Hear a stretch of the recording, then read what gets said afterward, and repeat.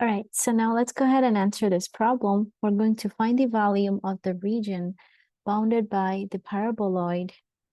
So this is our paraboloid, and below by the square R, which is given this restriction, x bounded from -1 to 1, and y is from -1 to 1. So let's go ahead and draw the region R on xy plane. So let's suppose this is our xy plane. So I'm just going to place a square in here. So you'll see that x goes from -1 to 1, and y also goes from -1 to 1. So the region R is this region right here. So this is our region R. And we're going to integrate this surface over this region R. So we're going to set up the volume, which is defined as the double integral over the region R of our surface f of xy dA. So let's figure out what is the setup. So we're going to find our limit of integration. Now, since this is a square region, we can integrate either respect to x first and then y, or respect to y first and then x. It doesn't really matter. So here you can choose your dA to go from dx dy, or you can do dy dx. It doesn't matter because of the square region.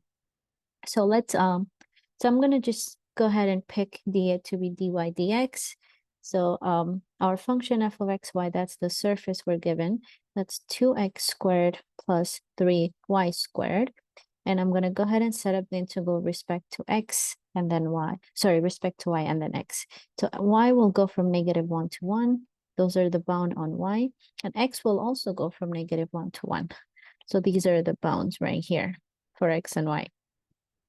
Now also to save some time, we can use some shortcuts using symmetry. So the region is symmetrical about the x and the y. So if you integrate only the upper half of this region R and double it, you're going to get the same volume as this right here. Or better yet, if you simply integrate only this portion of the region where x goes from 0 to 1, y also goes from 0 to 1, and 4 times that volume, you'll get the total volume.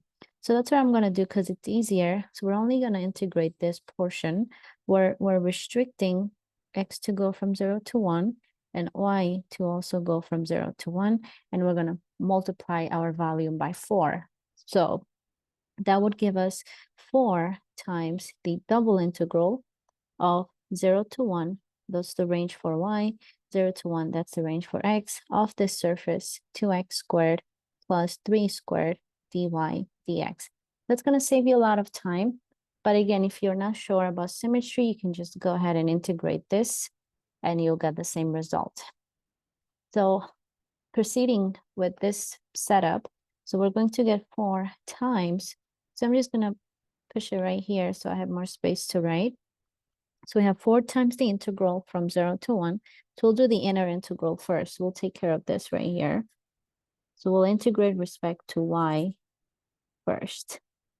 So that's going to give us, so x is treated as a constant, so we're going to get 2x squared y plus 3y squared over 3y cubed over 3. So the 3 will cancel. You'll have y cubed. And then we're going to evaluate that from 0 to 1. And then after that, we're going to integrate respect to x. All right, so we just did the inner integral first. Now plug in the upper limit and the lower limit of integration. So we have 4 times the integral from 0 to 1 of, when I plug in 1 in place of, so we're plugging in for y. So you'll have 2x squared, y is 1, plus 1 cubed, that's going to be 1. When you plug in 0 in place of y, you'll get 0. So this is just what we have in the integrand now, and we integrate that respect to x. Continuing, so this is going to give us 4 times, now if you integrate 2x squared respect to x, you're going to get 2x over 3, 2x to the third over 3. And then integrate 1 respect to x, that will just be x. Evaluate this from 0 to 1. So this is going to give us 4 times, plug in the upper limit of integration for x, we'll have 2 over 3 plus 1 minus 0, we can ignore that. This is going to give us 4 times 2/3 plus 1, that's going to give us 5/3, which will simplify to 20 over 3.